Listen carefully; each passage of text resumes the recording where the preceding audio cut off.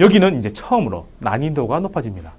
병진운동도 안 되는 사람들한테 원운동, 주기운동 가르쳐 놓고 바로 단진동 하지 말라는 얘기인데 어쩔 수 없이 이게 호흡이 제일 길어요. 이 세 개가 한 덩어리로 가야 됩니다.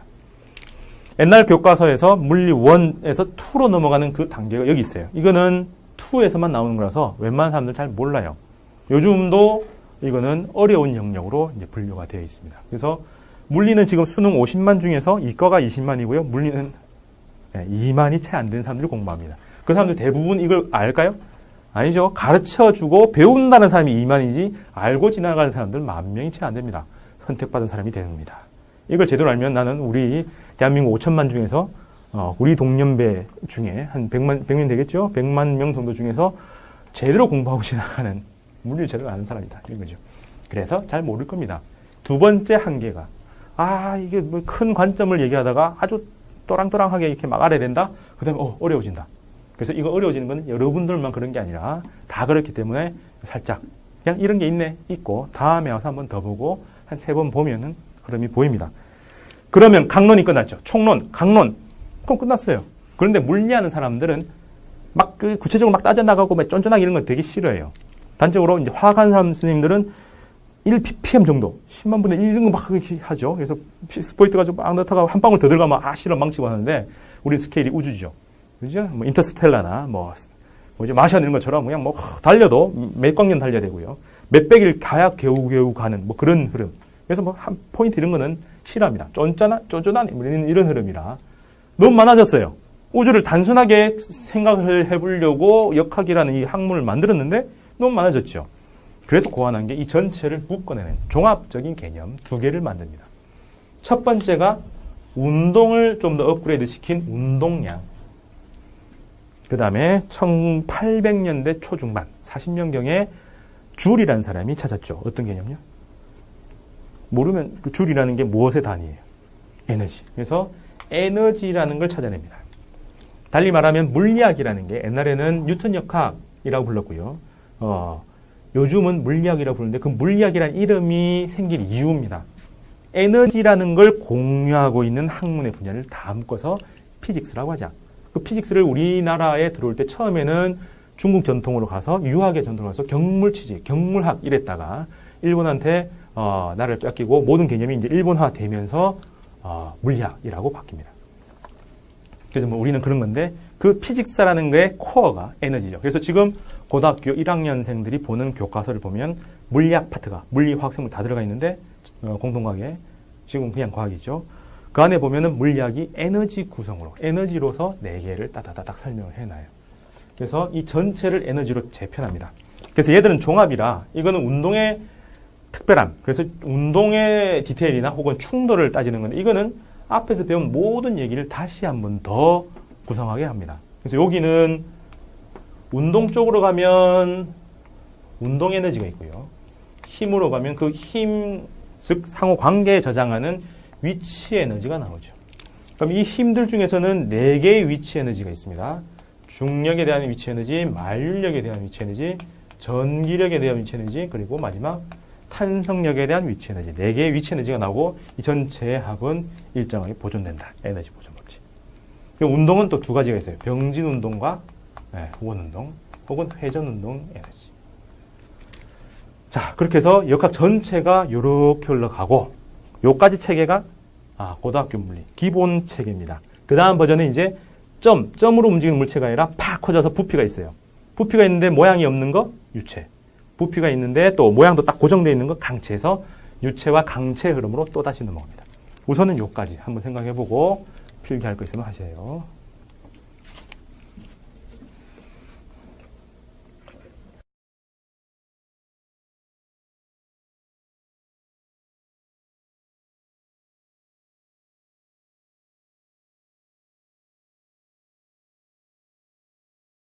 더 할게요.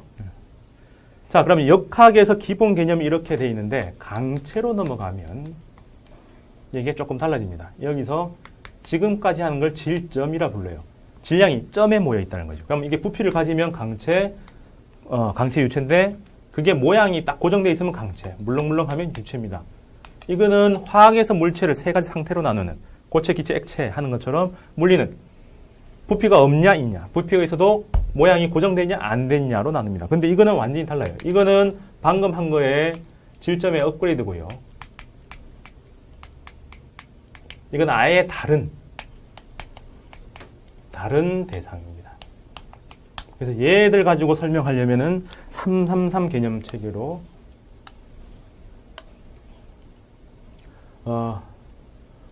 그죠?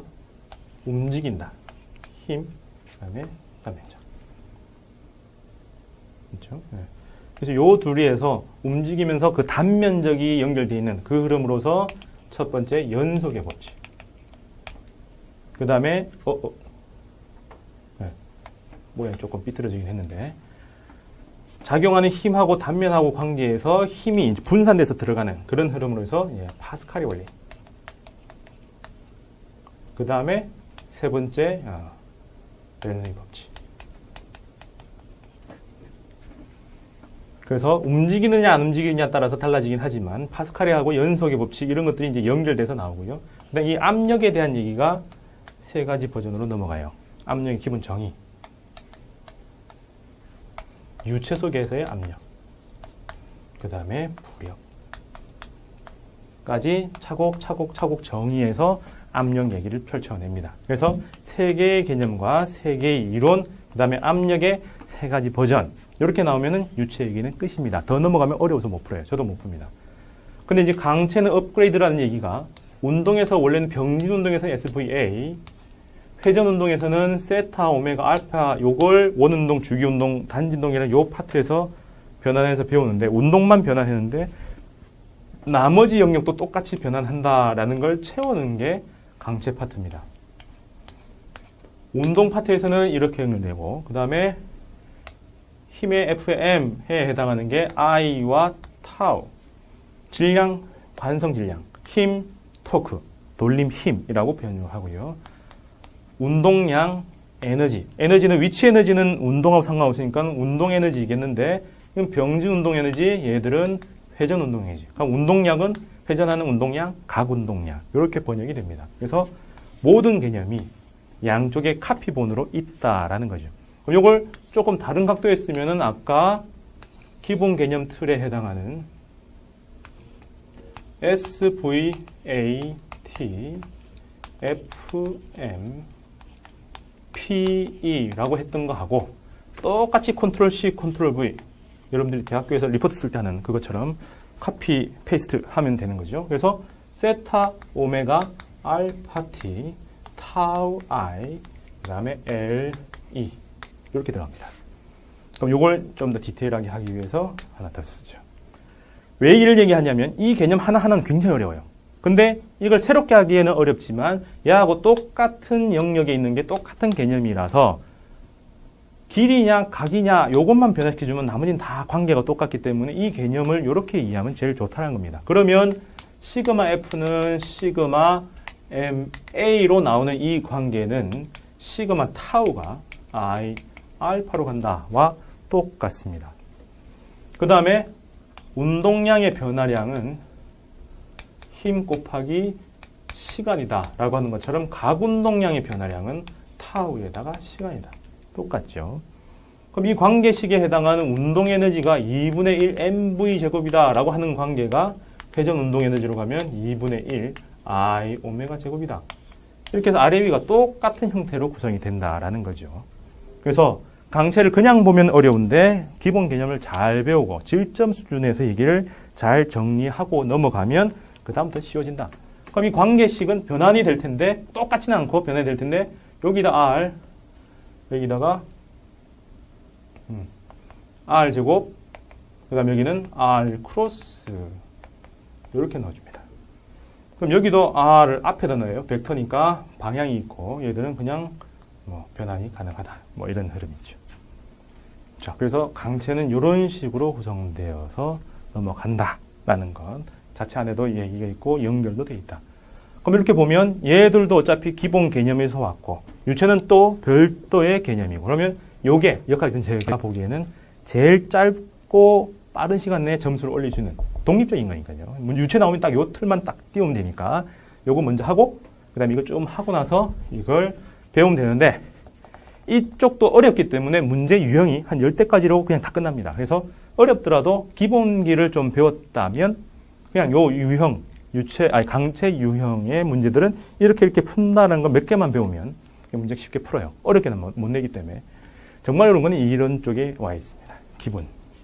운동량이나 에너지 이런 거 막 쓰면 굉장히 어려워요.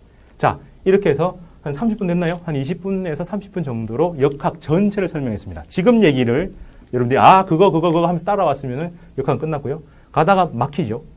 제 속도를 여러분들이 못 쫓아온다면 거기서 막힌 겁니다. 그럼 그것만 조금 더 듣고 넘어가면 됩니다. 지금까지 한 걸 갖다가 영상을 그대로 들어도 되고 이 오디오만 따로 빼서 여러 번 들어보세요. 한 번 강의를 보고 나면 영상이 머릿속에 기억이 되어 있으니까 여러 번 듣다 보면 이해는 못하지만 어쨌든 익숙해져요. 그러면 여러분들은 그 다음 단계로 진행할 수 있습니다. 자, 역학 조감도 설명 마치겠습니다.